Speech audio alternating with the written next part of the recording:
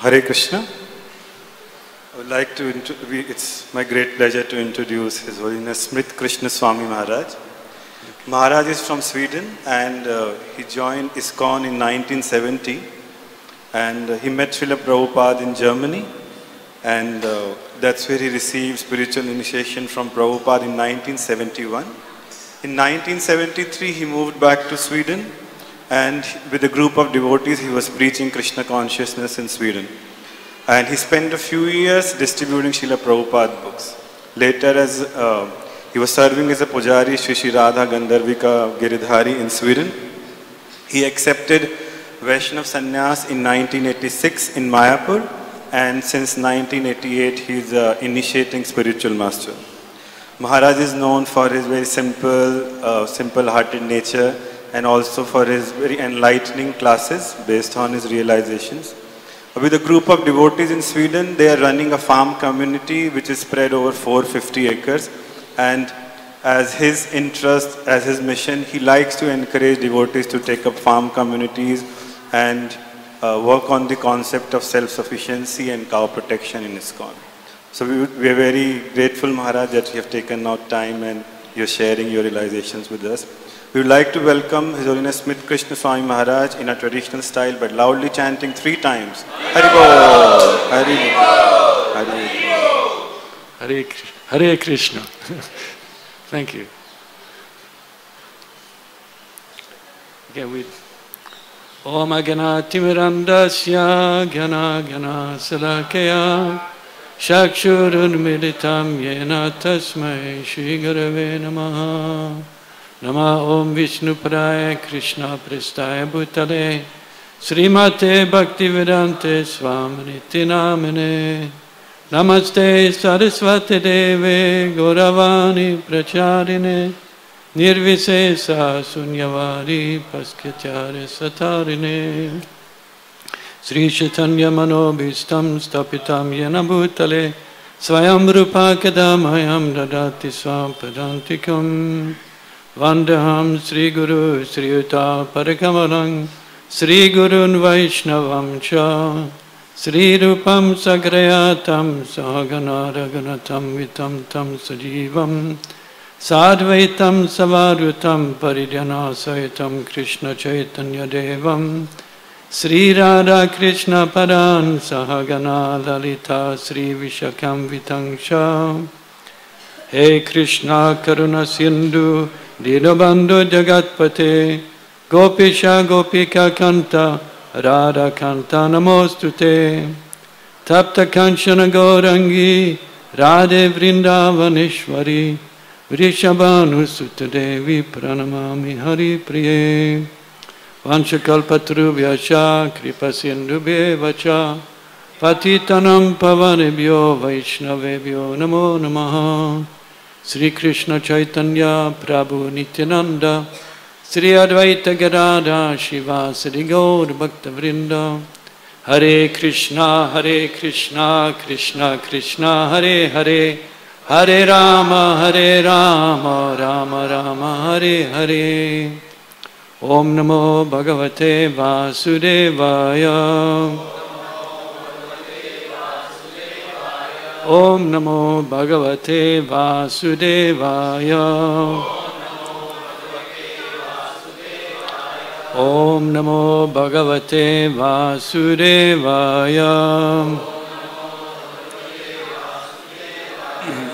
So we are reading from Srimad Bhagavatam, 11th Canto, Chapter 14, Text 23. Kindly repeat. Katam Vina Roma Harshanam Dravata Shetasa Vina Vinanand Dasru Kalaya Sudyed Bhaktya Vinasaya Katam Vinarumo Katam Vinaro Maharshanam Katam vina romaharshanam Dravata shetasa vina Dravata shetasa vina Vinananda srukalaya Vinananda srukalaya Sudyed bhaktya vinasaya Sudyed bhaktya vinasana Katam vinaramaharsham Dravata shetasa vina Vinananda srukalaya Sudyed bhaktya vinasaya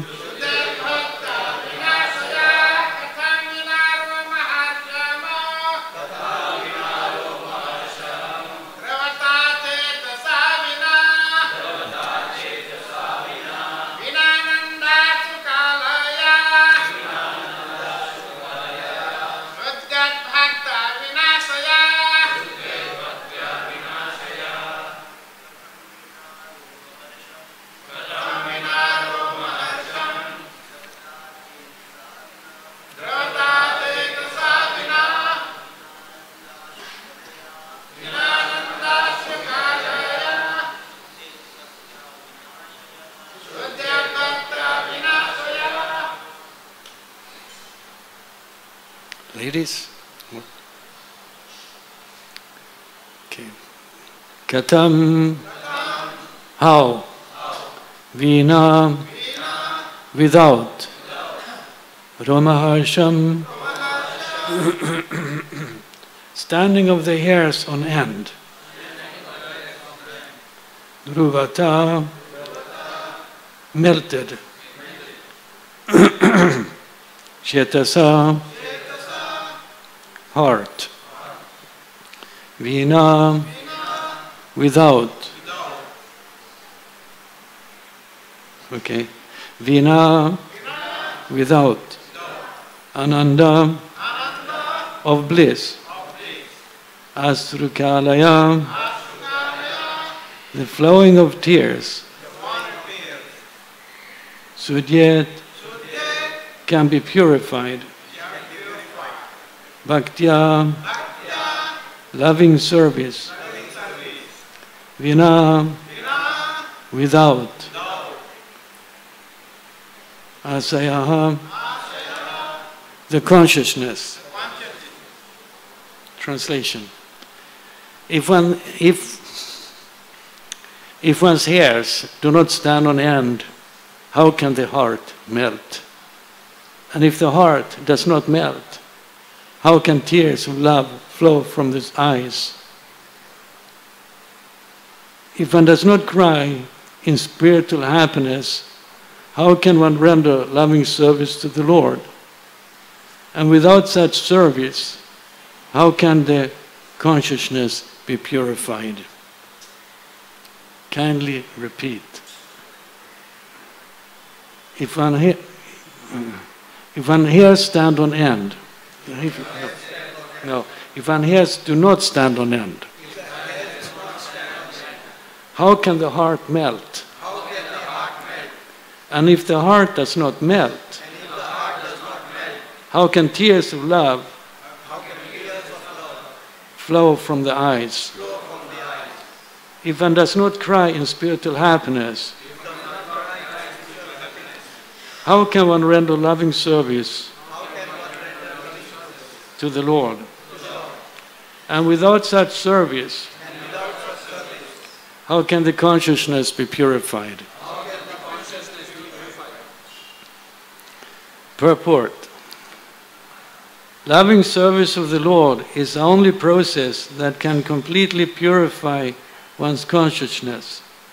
Such service produces waves of ecstatic love that completely cleanse the soul. As mentioned earlier by Lord Krishna to Sri Uddhava, Other processes such as self-control, pious activities, mystic yoga, penances, etc., certainly purify the mind, as stated in many authorized literatures. Such processes, however, do not completely remove the desire to perform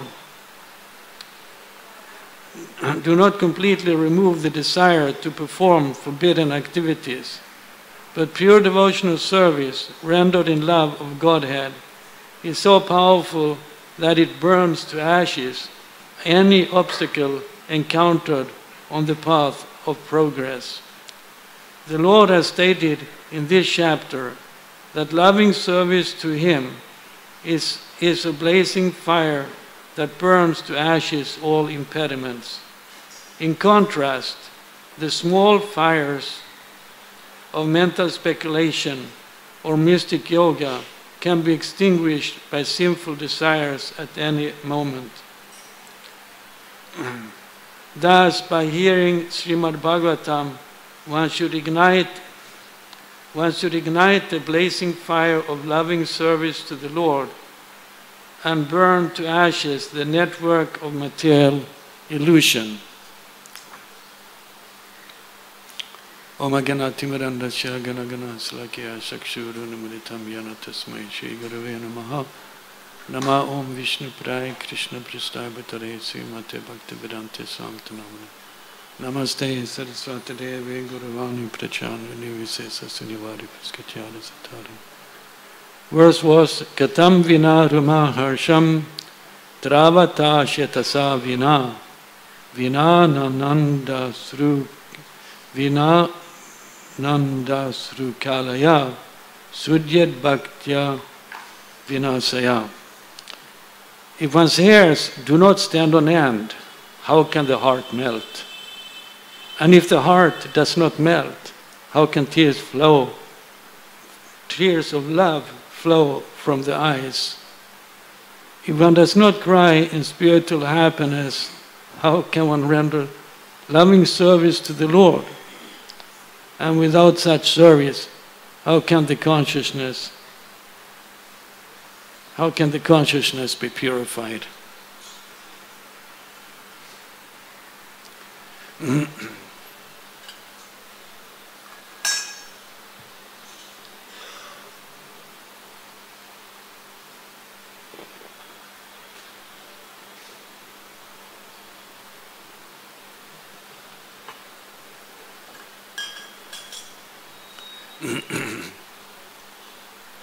So here is questions put to us.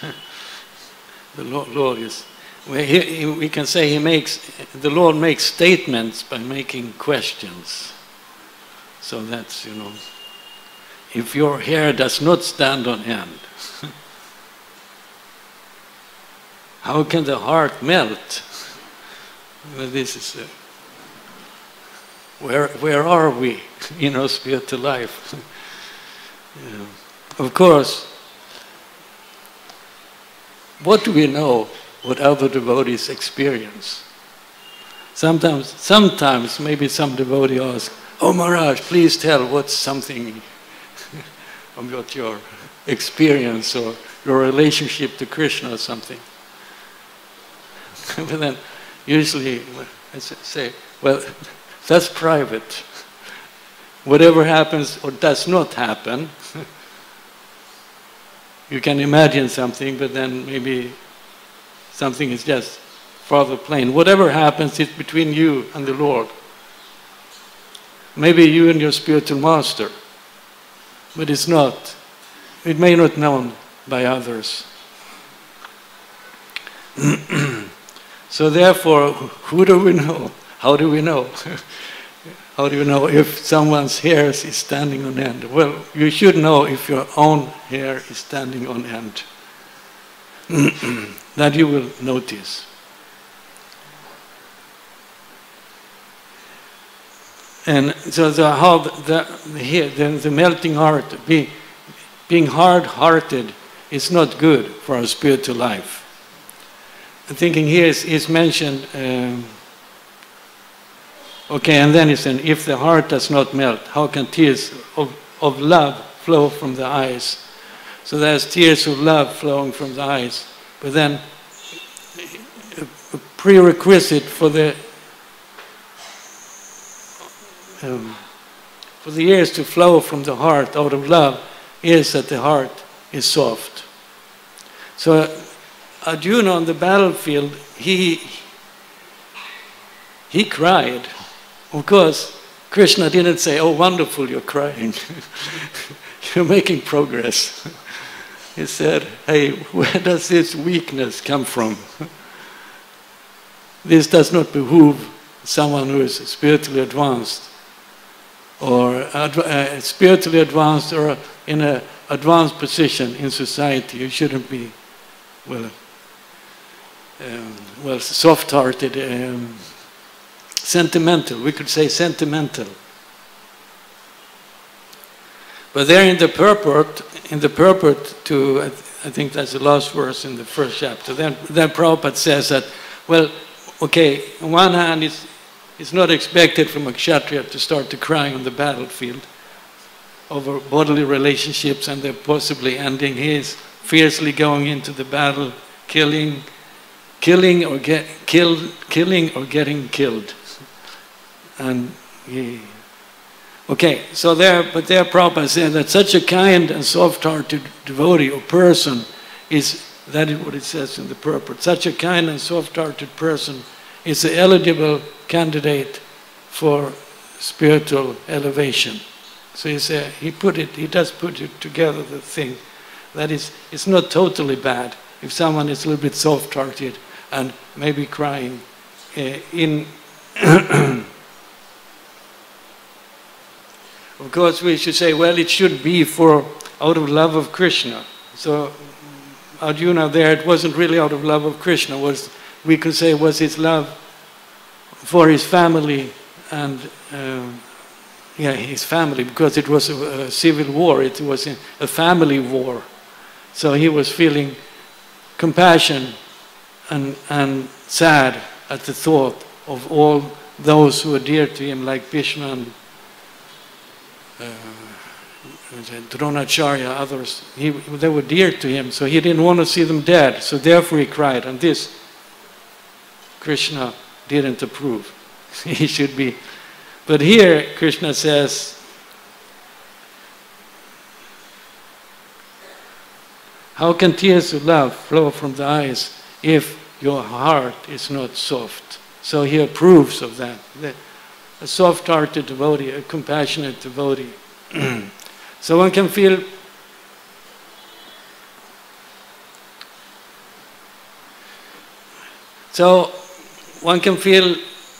reason to cry. I mean, as Arjuna once says, due to bodily relationships, bodily concerns. But here it's Krishna is asking for tears of love. Okay, so we say, well, if you love someone, why you should cry? Why are you not happy? You should be in ecstasy, isn't it?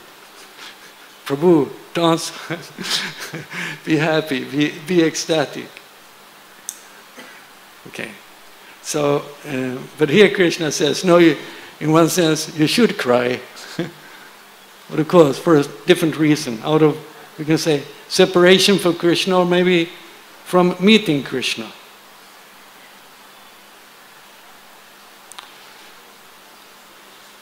When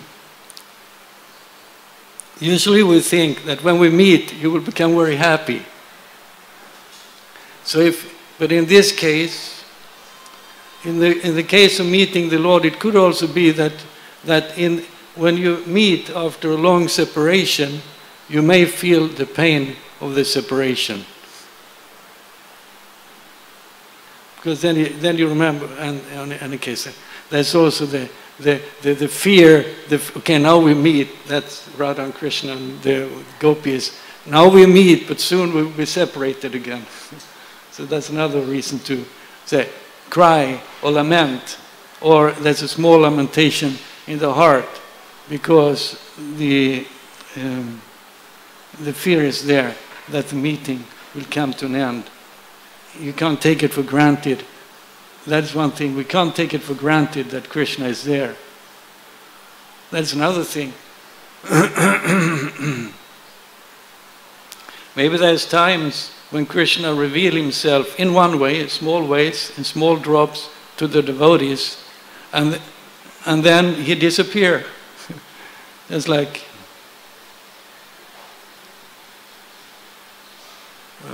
Narada Muni, when he describes his previous lifetime. So he entered into ecstasy. In previous lifetime, as a little young boy, he was traveling around after his mother's death, having been initiated by the Bhaktivedantas. He was traveling as a sadhu, and he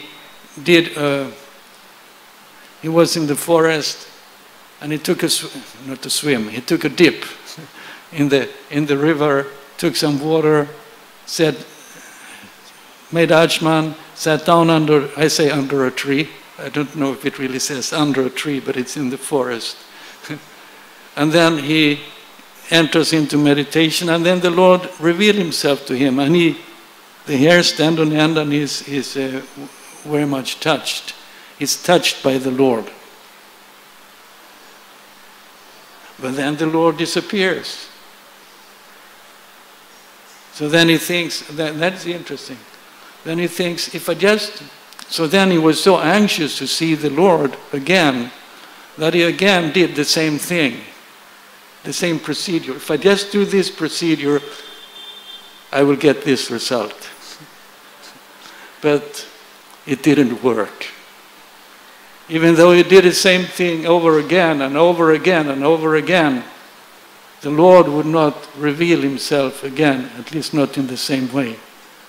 Until finally it said there that the Lord finally, at one point, kindly told Narada Muni that, I'm sorry, you will not see me anymore in this lifetime. So then we can say, that could be a reason for lamentation, because that's a reason, a lamentation or sadness due to separation from the Lord. But then the Lord says that I just show me so that you will be more anxious to see me. So that way you will be more serious in your sadhana, in your spiritual practice.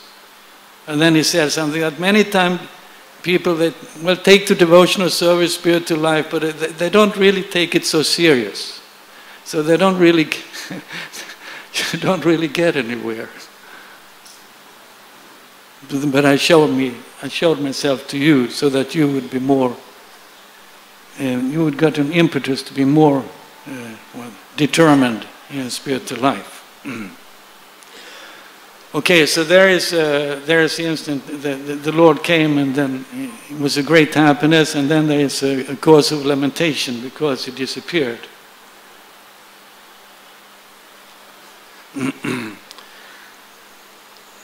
Because we can take it that this verse describes devotional service at the highest platform of the or topmost level, where the devotee actually is fully absorbed and actually crying.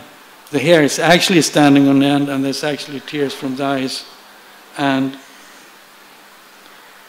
Krishna says, then he says, if one does not cry in spiritual happiness, okay, here. This feeling of the separation of the Lord is a spiritual happiness. It's a different side of spiritual happiness. So that may also mean that our concept, our beginning concept maybe, of what spiritual happiness is supposed to be, may not be totally accurate.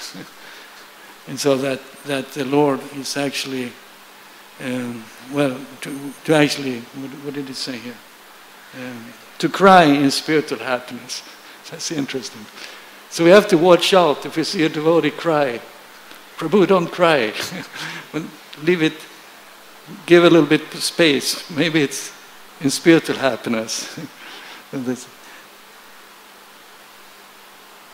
usually we connect crying with being sad. And of course, In that sadness, there could be a certain happiness. Okay, spiritual happiness. To cry in spiritual happiness for Krishna. Cry in separation from Krishna. In the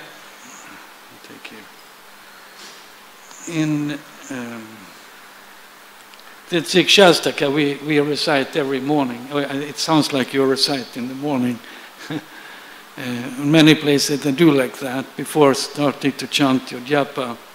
Whether you are in the temple or not, you can always recite the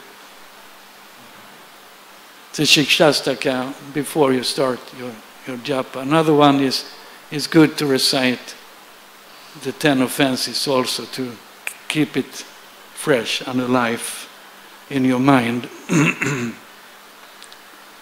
But here in the Shikshastaka, Krishna, well, he's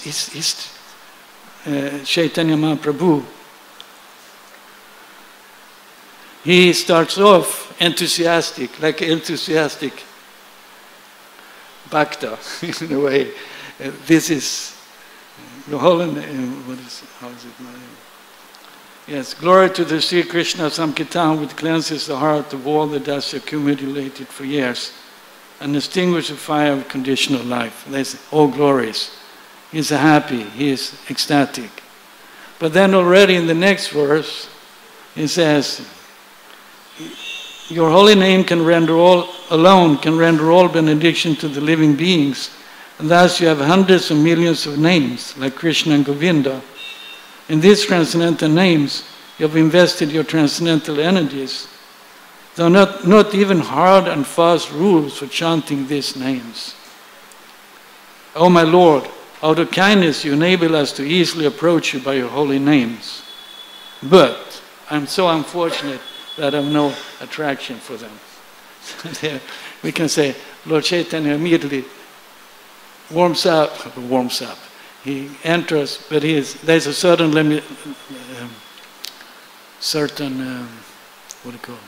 lamentation. Why don't I have any attraction for them? So that we could also say is the nature of the devotees, and usually they don't, Prabhupada said also, they don't say, oh, I've seen Krishna. They ask, oh, when will I see Krishna? Even the Goswamis in Vrindavan, they were roaming around looking for Krishna. Maybe they saw him now and then. Maybe they kept that secret or writing down. But the mood was not, oh, I have seen Krishna. I know what Krishna consciousness is. Yes, we know something, maybe by the grace of Guru and Krishna, but the devotees are humble, thinking that there's so much more, or they're coming so short, so there's so much more to come. Then Lord Chaitanya Mahaprabhu gives some practical instructions of verses, and then there's lamentation.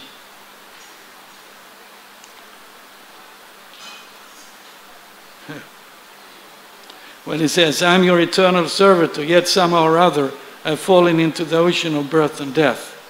Please pick me up from this ocean of death and place me as one of the atoms at your lotus feet.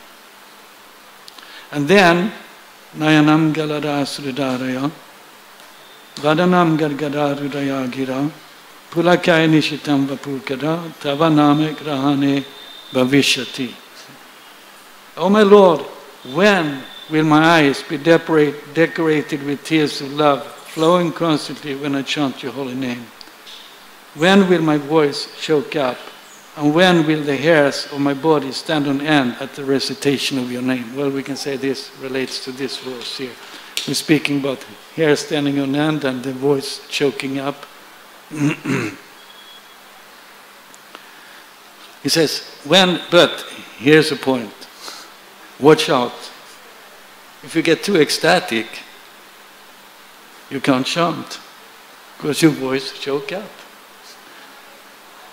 Then maybe that's the nature of. Something said it also said that the coward boys were the fanning Krishna, And then they went into ecstasy, or the specific cowboy went into ecstasy with his fan. But then he kind of controlled himself so that in spite of the ecstasy, he could perform his service of fanning the Lord.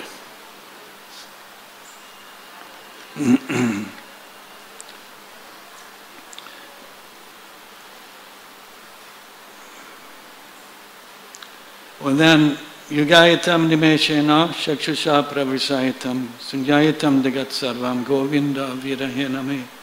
Oh Govinda, feeling your separation. Here Lord Chaitanya is feeling separation. So we can say there's tears coming out of love, coming in the feeling of the separation.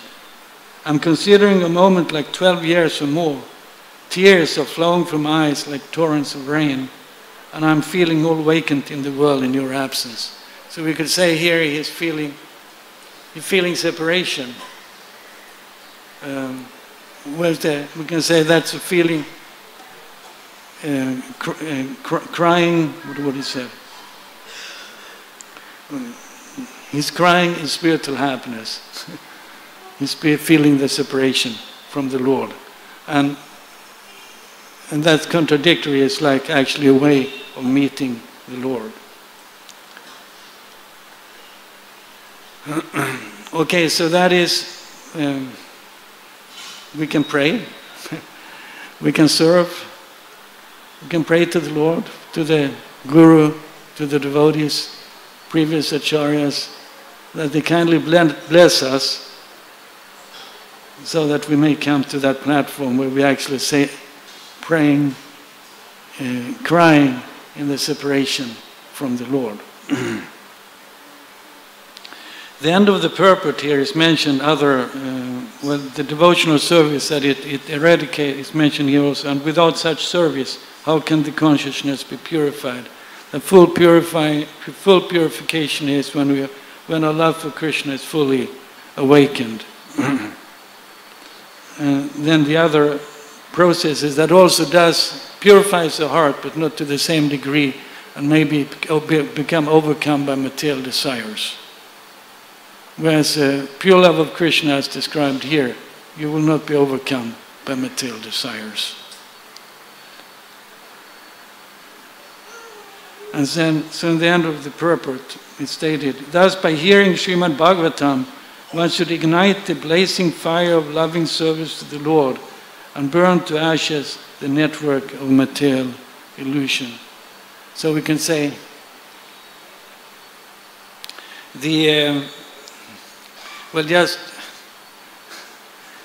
Prabhupada, through the Guru Parampara and through the tradition is coming down the system of sitting down, narrating the Bhagavatam, discussing the Bhagavatam, hearing the Bhagavatam, and in that way awakening our love of Krishna.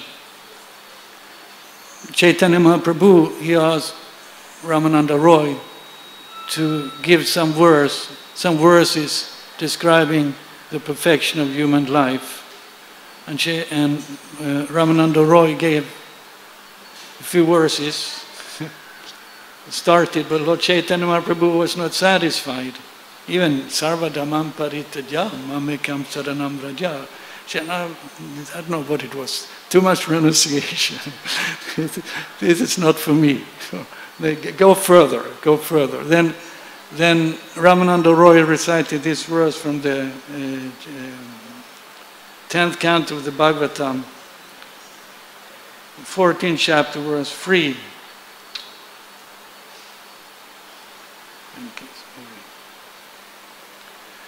Where Lord Brahma, it's a prayer by Lord Brahma to Krishna. And he says, my dear Lord, those devotees who have thrown away the impersonal conception of life. I don't know if the devotee can have it, but in any case, becoming a devotee, you give up your impersonal conception of life, and giving up mental speculation, speculative knowledge as a mental speculation, And we can also maybe speak about materialistic speculation, whatever speculative processes. They say, perfectly fine. They can, and then it says, and therefore giving up the process of speculative knowledge, can remain situated in their established social positions, and with the body, mind and words, they should offer all respect to the descriptions of your personality and activities, dedicating their life to these narrations, which are vibrated by you personally and by a pure devotee. They will certainly conquer your lordship, although you are otherwise unconquerable by anyone within the free worlds. So there he said, you don't worry about changing ashram, or you don't have to leave the grihastha, you don't have to become a brahmachari either. Well, in one sense, we have to. But external designations, we can say external designations are not important. Then he says, you dedicate body, mind and words to hearing these narrations. So that dedicating body, mind and word to the narrations of the Lord means to taking shelter of the Lord in the heart by the process of chanting and hearing. With body, mind and words, that's sannyas. So well, you don't have to externally take sannyas, but internally we can say the important thing is that we internally are in a mood of dependence on the Lord. And are in the mood of wanting to serve the Lord and please the Lord and satisfy the Lord. Then, and we are willing to use body, mind and words for that purpose. Well, that's sannyas, because that's we used to say the 3 dandi, actually our danda is 4 dandas or 5 dandas, depending on but in any case, it's a symbol. We dedicate body, mind and words to the service of the Lord. So that you don't have to take sannyas to do that. You can, so say, internally internalize that mood of service to the Lord, dedication, and that way progress in spiritual life and conquer the unconquerable one, Krishna.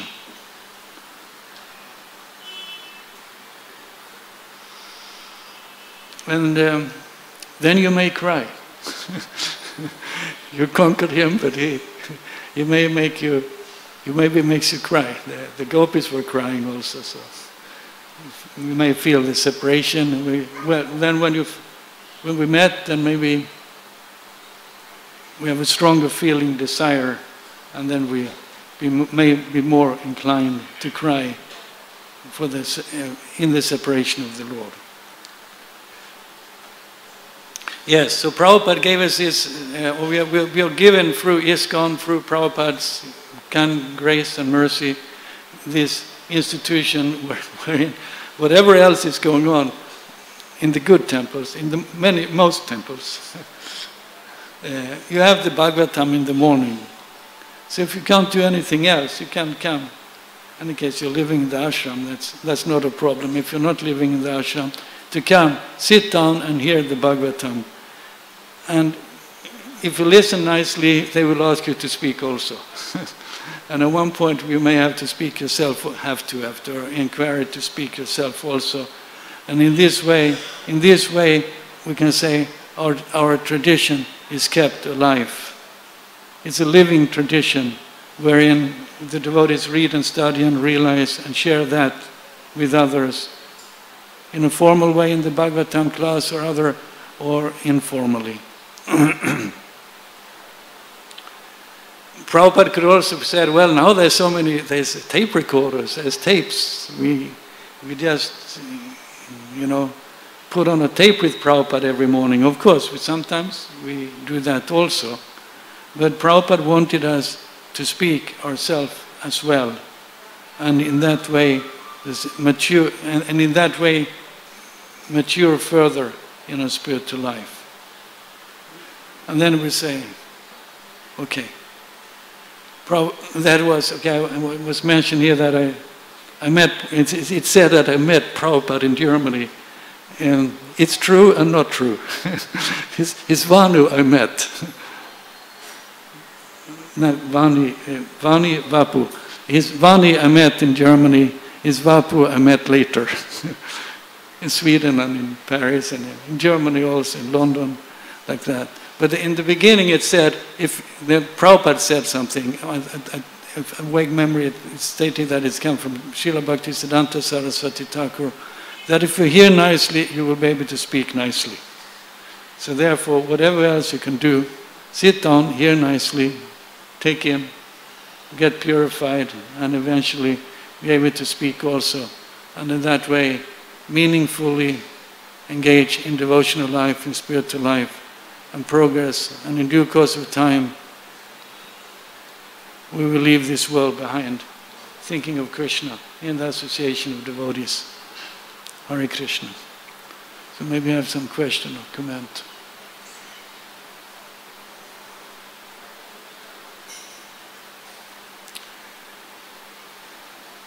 Let's see, I read the verse here again. Katam vina ruma harsham travata shetasa vina vina nananda sru kalaya sudyed bhaktya vinasyaha. If one's ears do not stand on end, how can the heart melt? And if the heart does not melt, how can tears of love flow from the eyes? And if one does not cry in spiritual happiness, how can one render loving service to the Lord? And without such service, how can the consciousness be purified? Okay, Hare Krishna. Oh, that's a question. How to melt the heart? What? How to melt the heart?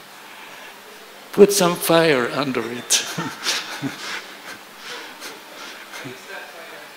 What is, maybe that is what we do. Chanting and hearing. Hare Krishna. Association with devotees is another. In the third canto, Bhagavatam, Kapila Dev says, he speaks, or there is something mentioned about association with like-minded devotees. Of course, hopefully, we take qualified association as far as we can. Okay, Hare Krishna. Okay, I end here. Well, we end here. Nice to see you all. Hare Krishna. Srila Prabhupada ki jai. Srimad Bhagavatam ki jai. Thank you.